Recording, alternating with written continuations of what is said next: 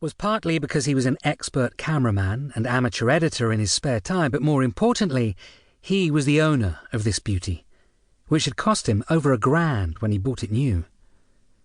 Sighting through the digital screen on the back, he nodded to Alfie, now finding a suitable spot on the pavement to stand. "Ready whenever you are," he said. Alfie nodded, counted to 5, and then made a circular motion with his arms. He did this so that they could tell on a continual clip when a new take had started. It made it easier to skim through the footage when working on Final Cut Pro. "Hi there, and welcome to another episode of Ghost Bros," he grinned. "Tonight, in a last-minute change of plan, Simon and I are examining the mystical and horrifying tales of Greenwich Park, here behind me." Simon forced himself not to laugh at the name of the channel. He'd done so the last time, and they had a nightmare removing it from the edit. It had been Alfie's idea, to follow on from some of those American paranormal shows like Ghost Adventures, Ghost Hunters, or Haunted Towns, as they had been more grounded than the UK options such as Most Haunted, which mainly revolved around scared people wandering around dark rooms with a spiritualist medium, which meant that a lot of the evidence found was often through the mouth of a man or woman who honestly could have read the wiki page of the location before they arrived. Although they'd used a medium themselves a few months ago, Alfie had wanted a fresh start recently, mimicking the US shows that were more grounded in technology. EVP, or Electronic Voice Phenomena Sessions, where questions were asked into a digital recorder and then listened back to see if spirits had manifested answers. Specialized devices that recorded EMF, otherwise known as electromagnetic fields, which gave scientific proof that something was or wasn't around them, and other items such as handheld and static digital video cameras, including thermographic and night vision options, although a lot of this was for show.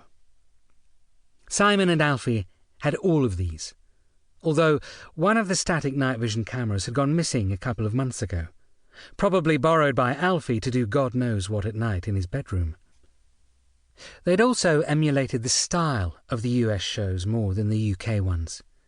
Two friends actively antagonizing spirits, almost daring them to show themselves, aiming to get the ghosts angry and provoke a reaction, as this gave them more chance of reaching a US-based audience, which gave them the opportunity to be seen by US television networks. Alfie believed implicitly that this was possible, and that even though they only had a couple of thousand subscribers, soon they'd hit the big time with something. All they needed was a killer show, he'd continually told Simon.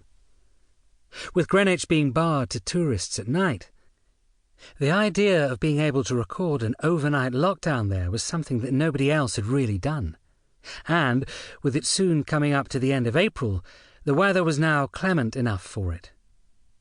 Simon returned to Alfie, still working on his introduction.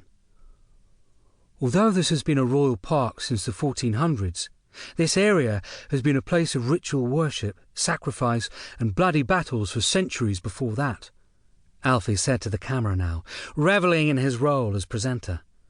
"Just behind me are dozens of Anglo-Saxon burial mounds, one of the largest collections in the world. But did they die peacefully or in battle, buried with the weapons they killed with? Come with us as we are locked down overnight in the park." "And cut," Simon said, although he didn't really need to say anything, grabbing his backpack and hurrying Alfie along. "We've got 7 minutes." Even though the park was due to close soon, it wasn't empty of people, as many tourists came to catch the sunset over London from the vantage point beside the Royal Observatory.